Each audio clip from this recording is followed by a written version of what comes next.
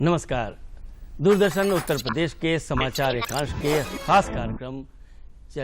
खास कार्यक्रम जनादेश 2019 में आपका स्वागत है। आपके साथ मैं हूं पवन निगम। आज चुनाव के इस दौर में चुनाव से संबंधित विषयों पर चर्चा के लिए हमारे साथ स्टूडियो में मौजूद हैं वरिष्ठ पत्रकार पंकज चटर्जी। पंकज जी, जनता की मूलभूत समस्याओं को हल करने के लिए पहले तो प्रत्येक दल, प्रत्येक प्रत्याशी बहुत बड़े बड़े वादे करता है, लेकिन बाद में जब वो जीत जाता है तो वो उन चीज़ों को दरकिनार कर देता है। इस पर आप क्या जन संदेश देना चाहेंगे? देखिए, उसमें सबसे बड़ा जनता का आज होने वाले इस चुनाव में जनता का रोल होता है मताधिकार का, जिसको ऐसा प्रतिनिधि चुनना चाहिए जो उसकी समस्या को गंभीरता से ले, उसकी पार्टी उसको गंभीरता से ले और उन वादों को पूरा करे।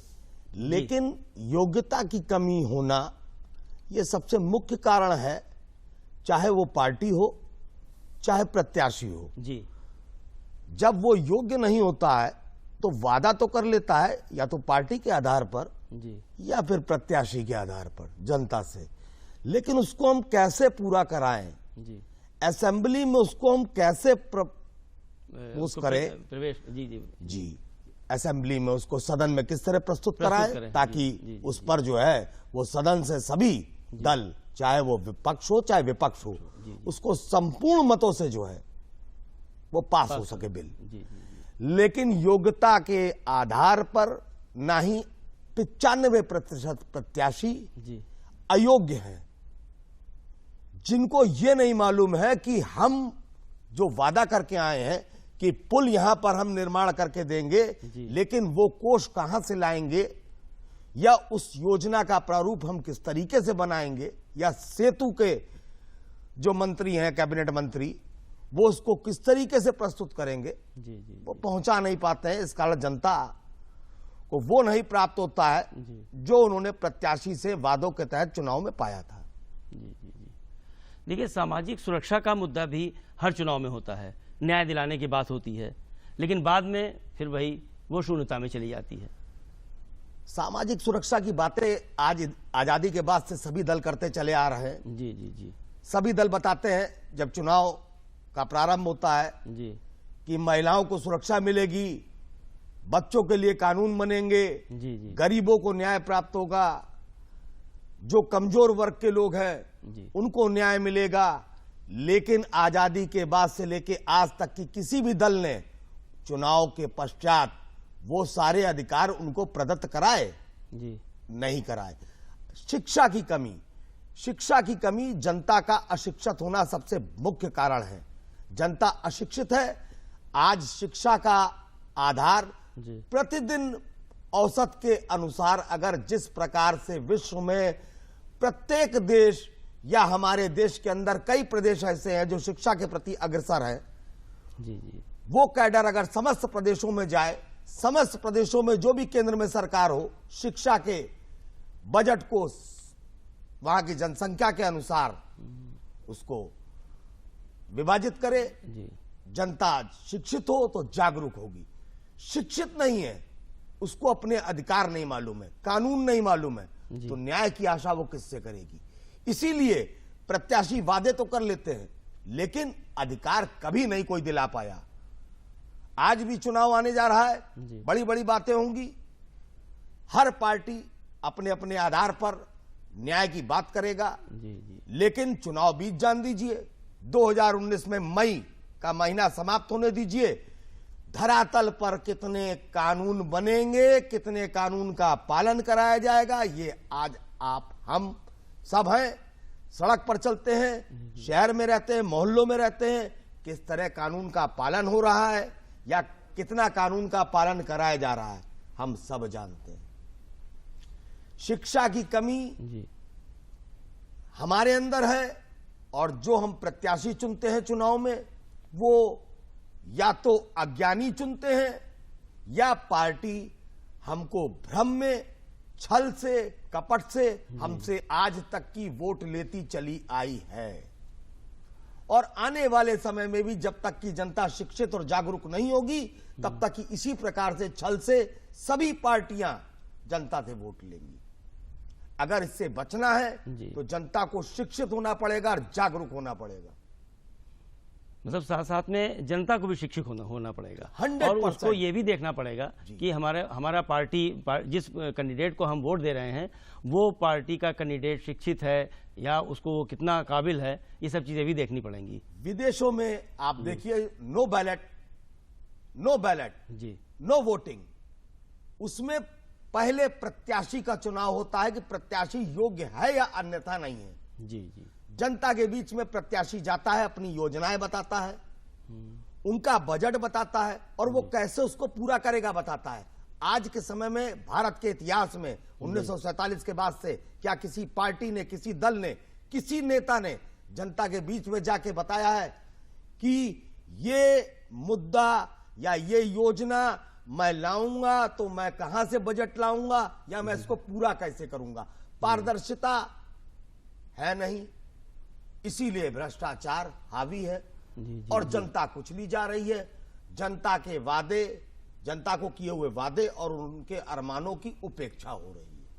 मतलब पार्टियों को यह भी करना चाहिए कि वो अगर कोई वादा कर रहे हैं तो उसका बजट कहां से लाएंगे, उसको कैसे पूरा करेंगे। सर्वप्रथम कोई भी दल आता है जी, तो शिक्षा की बात करता है, लेकिन शिक्षा का प्रतिशत हमारे देश में कितना है यह हम अपने मोहल्लों को, अपने परिवार के अंदर से झांकना प्रारंभ करें कि हमारे परिवार में अगर 10 लोग हैं तो 10 लोग में कितने लोग शिक्षित हैं, कितने लोगों को आज हमारे कानून, हमारे अधिकार मालूम है, नहीं मालूम है। शिक्षित ना होने के कारण तो सरकार कोई भी बने, किसी भी पार्टी की बने, अगर वो कहती है कि समान अधिकार, समान कानून, समान बातें करने का विचार रखने वाली, तो सबसे पहले जनता को शिक्षित करे। जनता को शिक्षित होने पर ही अब ये जागरूकता आएगी। अब देखते हैं आज हमारे प्रदेश में चुनाव में कुछ झलकियां हैं, उनको देखते हैं हम पहले।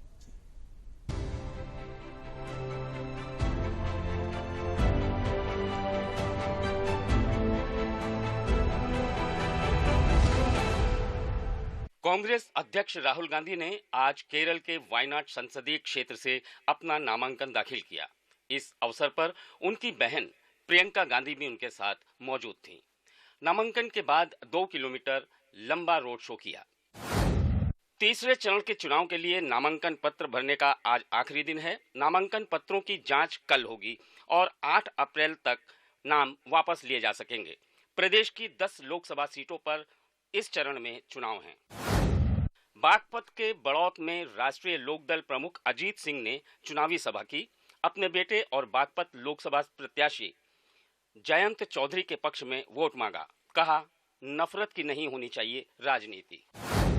बसपा प्रमुख मायावती ने विशाखापट्टनम में जनसेना पार्टी प्रमुख पवन कल्याण के साथ प्रेस वार्ता की। मायावती ने कांग्रेस पर हमला बोलते हुए कहा कि काफी समय तक आंध्र प्रदेश में सत्ता में रहने के बाद भी कांग्रेस ने कभी भी राज्य के विकास की तरफ ध्यान नहीं दिया। आजमगढ़ से समाजवादी पार्टी के राष्ट्रीय अध्यक्ष अखिलेश यादव के सामने भारतीय जनता पार्टी ने भोजपुरी फिल्मों के अभिनेता दिनेश लाल यादव निरहुआ को पार्टी का टिकट दिया। राष्ट्रीय लोकदल की स्टार प्रचारक चारू चौधरी ने मथुरा में लोकदल के प्रत्याशी कुंवर नरेंद्र सिंह के समर्थन में प्रचार किया। लोगों से किया जनसंपर्क और गांव में जाकर ग्रामीण मतदाताओं से पार्टी के पक्ष में मतदान करने की अपील की। अलीगढ़ में मतदाता एक्सप्रेस लोगों को मतदान के लिए जागरूक करेगी। जिला निर्वाचन अधिकारी ने झंडी दिखाकर मतदाता एक्सप्रेस को रवाना किया। गांव, शहर और कस्बों में घूमती मतदाता एक्सप्रेस लोगों को मताधिकार का प्रयोग करने के लिए प्रेरित करेगी। ये थी हमारे प्रदेश की चुनावी झलकियां। और इस समय एक करंट टॉपिक ये भी है कि सोशल मीडिया का बहुत बड़ा रोल हो गया है। लेकिन सोशल मीडिया पे ये भी है कि भ्रामक प्रचार होते हैं। इस पर क्या कहते हैं, मतदाता क्या किया जाना चाहिए जिससे कि मतदाता गलत जो प्रचार हो रहा है उससे प्रभावित ना हो। देखिए, जो हमारा देश तरक्की कर रहा है जी, और आधुनिक संसाधन जो भारत में बढ़ते जा रहे हैं, पहले मोबाइल स्टार्ट हुआ था बातचीत करने के लिए, उसके बाद वीडियो गाना सुनने के लिए, आज जो है वीडियो कॉन्फ्रेंसिंग करने के लिए जी। या आधुनिकता की तो यह है कि अब मोबाइल से आप कोई भी कार्य, किसी प्रकार का कार्य जो कंप्यूटर और लैपटॉप से किया जाता है वो कर सकता है इंसान। सोशल मीडिया पर इस चुनाव में क्या एक पैटर्न बनता जा रहा है, इधर पिछले 2 से 3 चुनाव का जी, कि जनता को कितना भ्रम में डाला जा सकता है, जनता को कितना भ्रमित किया जा सकता है, जनता को कितना छला जा सकता है। इस प्रकार के विज्ञापनों का, इस प्रकार की बातों का, इस प्रकार का झुंड के साथ प्रचार किया जाता है कि मतदाता या तो धार्मिक आधार पर जी जी जी भटक जाता है या जाति के आधार पर भटक जाता है। मतदाता ने कभी यह नहीं सोचा, जाति और धर्म चुनाव के पश्चात तुरंत समाप्त हो जाती है। चुनाव जितने भी पार्टियां चुनाव लड़ती हैं जी, ये चुनाव से पूर्व तक की तो सारे जाति और धर्म की बातें करते हैं, लेकिन जहां चुनाव बीतता है तो जाति और धर्म के मुद्दे से भटक जाते हैं।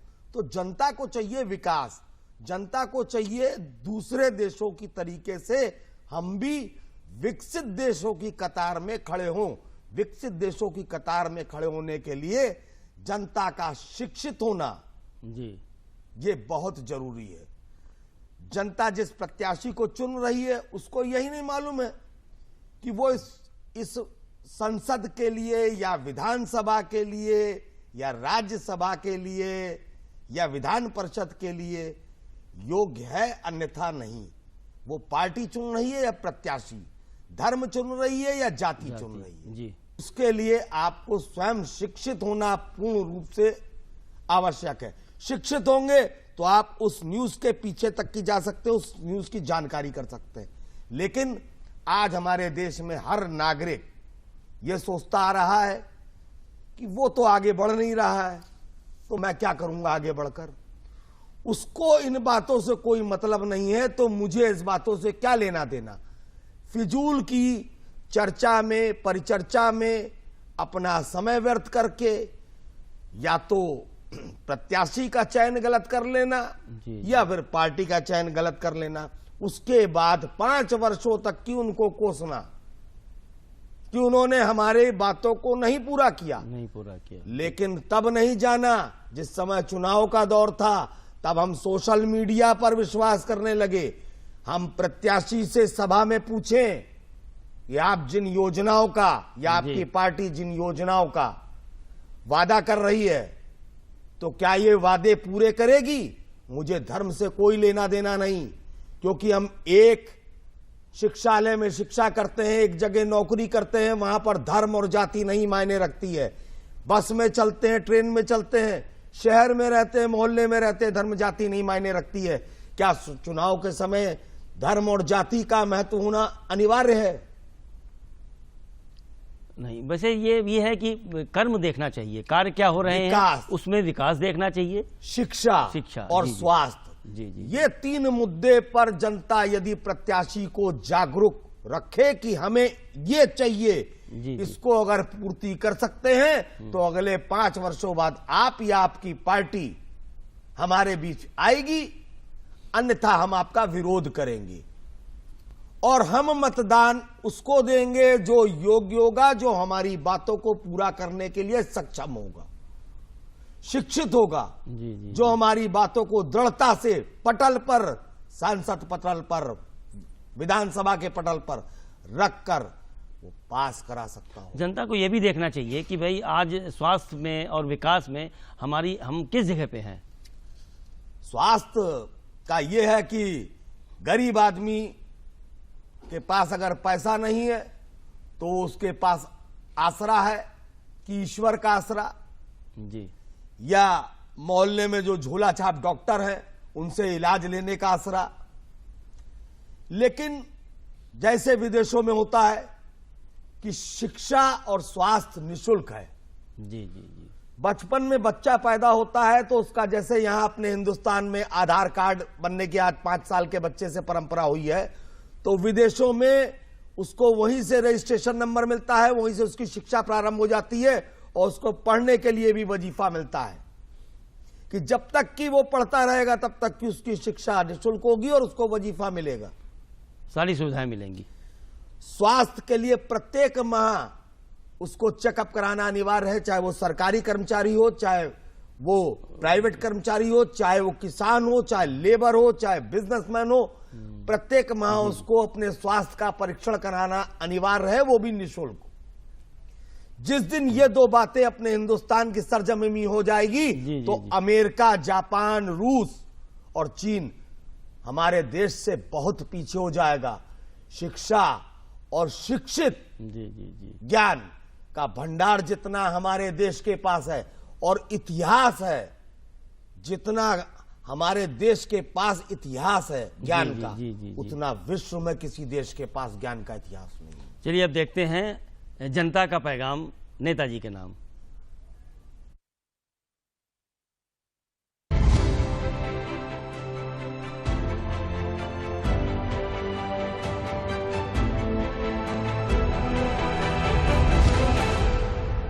कैराना लोकसभा के युवा मतदाताओं ने आने वाली सरकार और सांसद से तमाम उम्मीदें पाल रखी हैं।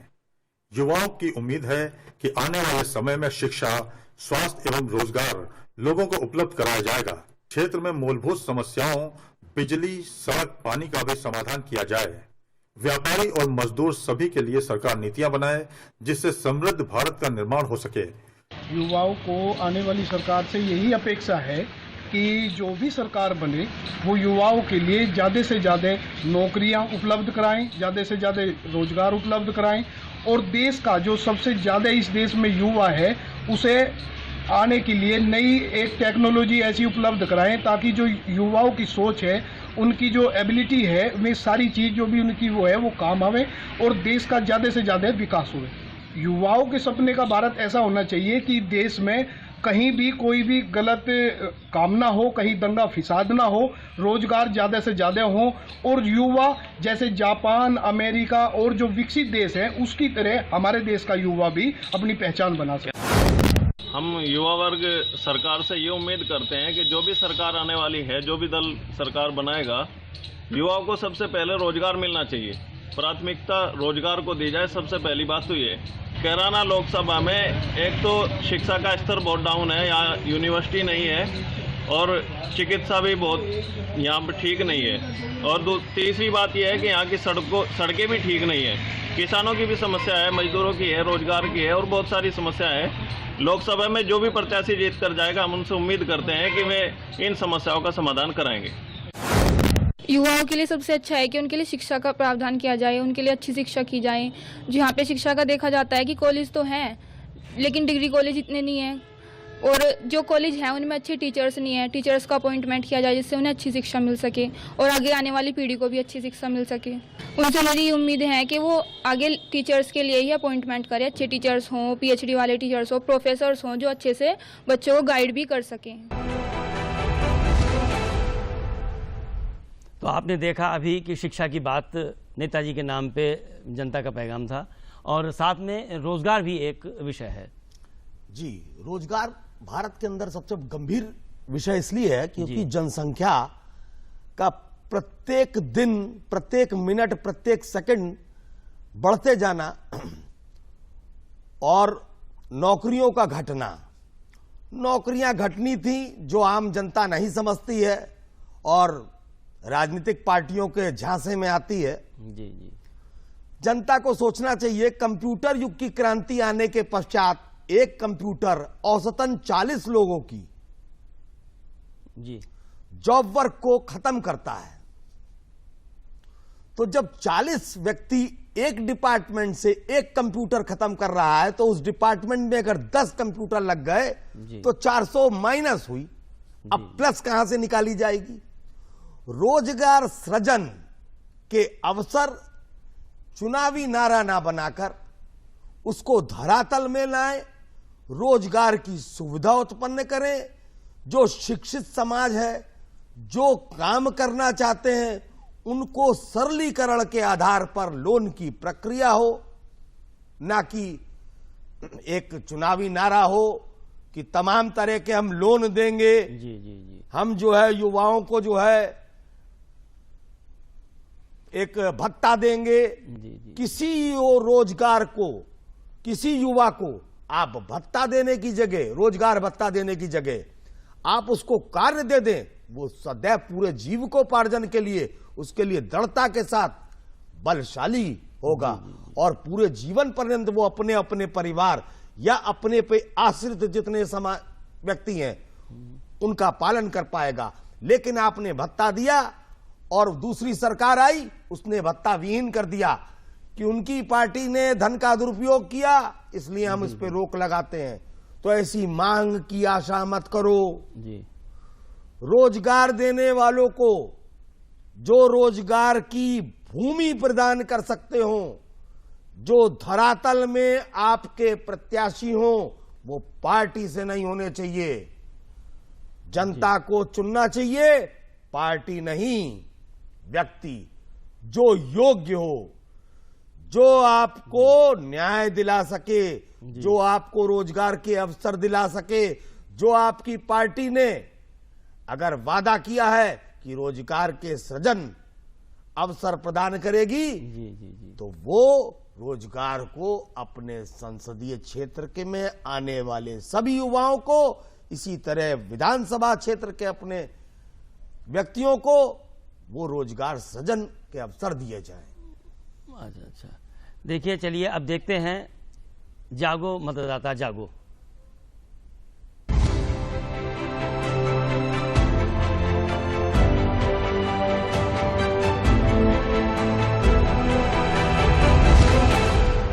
सुव्यवस्थित मतदाता शिक्षा एवं निर्वाचक सहभागिता स्वीप के अंतर्गत अमरोहा में मतदाताओं को मतदान के प्रति जागरूक किया जा रहा है।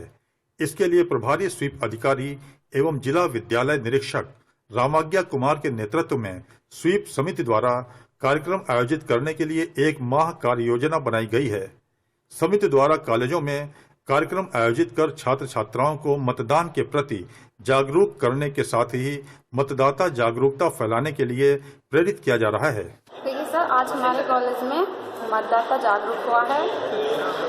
मतलब जो ये अधिकारी लोग हैं, इन्होंने हमसे बताया है कि इस मशीन में ये सिस्टम है, इस तरह से वोट डालना है, और फिर वो वोट शो करके भी दिखाया है और सभी को जो है इसके लिए जागरूक किया है। और फिर हम अब अपने 18 तारीख में जो है हम वोट डालेंगे और आस पड़ोस के भी डलवाएंगे। मतदाता जागरूक कार्यक्रम हुआ है जिसमें ईवीएम और वीवीपैट के बारे में बताया गया है और हम 18 तारीख को मतदान जरूर करेंगे और लोगों को इसके बारे में जागरूक करेंगे। ईवीएम के द्वारा मैंने वोट डाले, उसमें मैंने वोट पर्ची डालते हुए नीचे को दिखाई दिया और इसमें इस वोटर मशीन से कोई भी तरह की कोई भी गड़बड़ी नहीं होगी, ऐसी मेरी आशा है। और 18 अप्रैल को मैं खुद भी वोट डालूंगा और दूसरों को भी जागरूक करूंगा। नक्सल प्रभावित सोनभद्र के ग्रामीण अंचलों में लोगों को मतदान के प्रति जागरूक करने के उद्देश्य से जिला प्रशासन जन चौपाल कार्यक्रम का आयोजन कर रहा है। इस आयोजन में वोट डालने के तरीके समेत ईवीएम एवं वीवीपैट की लोगों को जानकारी दी गई। निश्चित रूप से यह जो प्रयास निर्वाचन आयोग द्वारा किया जा रहा है वह सराहनीय है और जनपद सोनभद्र के विषय में सभी जानते हैं कि यह आदिवासी व विकास से वंचित जनपद रहा है और आज इस प्रकार की छोटी छोटी जानकारियां गांव-गांव तक पहुंचाया जाना निश्चित रूप से निर्वाचन विभाग की सक्रियता का परिणाम है। सेमर ग्राम सभा में मतदाता जागरूकता कार्यक्रम का आयोजन किया गया। ये हमारे ग्रामीण क्षेत्र में आज ये मतदाता जागरूकता अभियान का शुरुआत हो रहा है सेमर गांव से। ये एक बहुत अच्छा आदर्श गांव है। यह गांव खुले में शौच मुक्त गांव भी है, तो इसीलिए यहाँ से इस अभियान का शुरुआत किया गया कि यहाँ के लोग और भी गाँव के लोगों को और भी हमारे जनपद के अन्य गाँव के लोगों को अन्य ब्लॉक में भी जागरूकता करें और जिससे हमारा मतदान प्रतिशत बढ़ सके और अधिक से अधिक लोग 19 मई को वोट डालने के लिए।